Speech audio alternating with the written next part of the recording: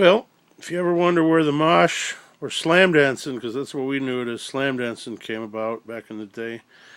We're talking in Austin, Texas. This is how I saw it. A place called the Ritz. Used to be a punk club, and it was an old theater. And a lot of hardcore bands were there. 80s, early 80s were there, Austin.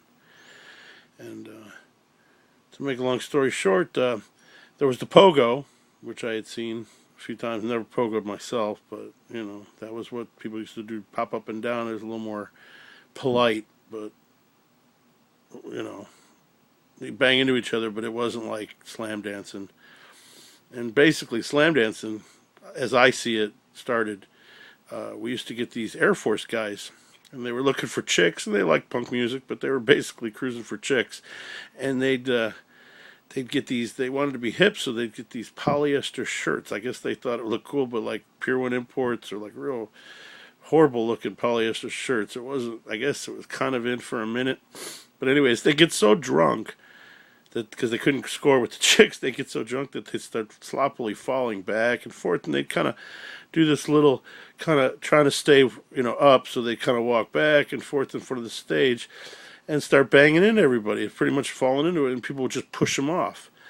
And so kind of that's how it started. These drunk guys that were just too fucked up to stand up, and they'd fall over and push them, and then it kind of got to be funny.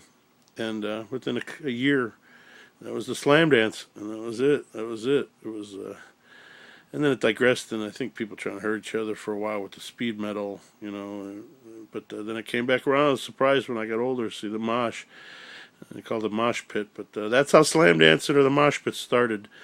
It was drunk Air Force guys looking to score, and I remember them. There was two or three of them, and they just get so hammered that they'd start falling around, and we just start shoving, and that's the circle. And it started like a circle too, because then it become like funny, like you're skipping, pocket full of posies and stuff.